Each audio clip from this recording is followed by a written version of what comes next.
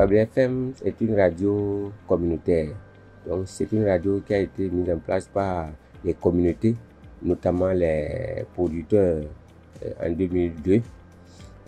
C'est une radio généraliste, c'est-à-dire que nous parlons un peu de tout, l'agriculture, l'élevage, la pêche, l'éducation, bref, tout ce qui touche aux questions de développement. Et on en parle au niveau de la radio Bablé FM de Kémo.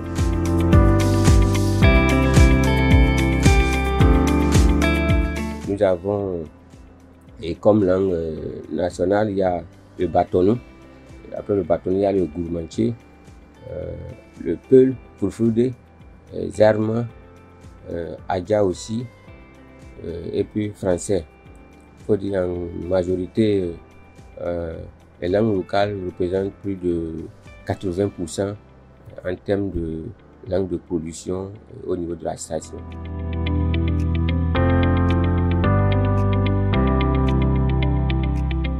Les matins, on démarre à 6 h pour éteindre les émissions à 10 h.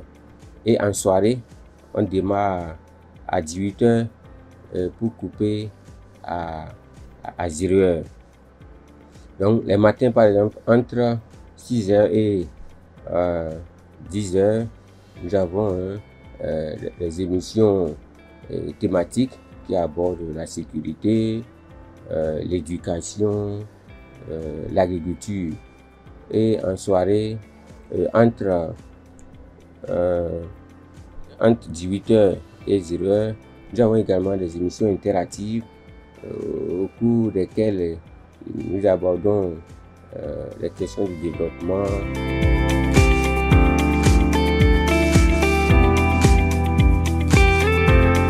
C'est la seule radio au niveau de la commune. Donc les autorités ont besoin de nous.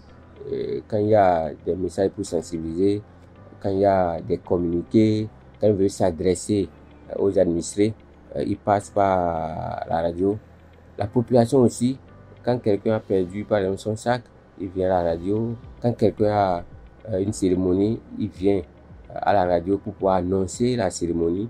Et après même la cérémonie, il revient encore pour pouvoir remercier. Donc vraiment la radio constitue un outil puissant pour le développement de la commune.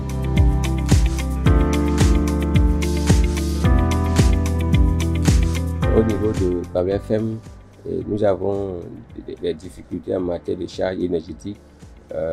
Nous n'arrivons pas à supporter les charges liées à l'électricité.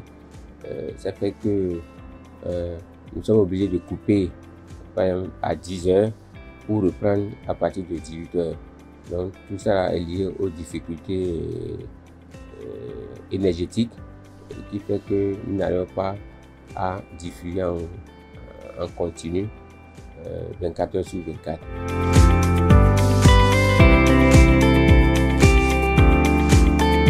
En termes de besoins, c'est d'abord renforcement des capacités des journalistes.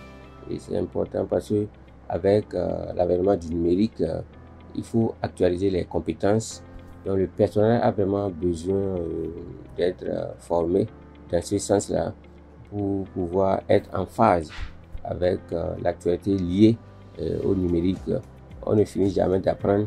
Donc on a besoin donc du renforcement des capacités du personnel. En dehors de ça, par rapport aux équipements aussi,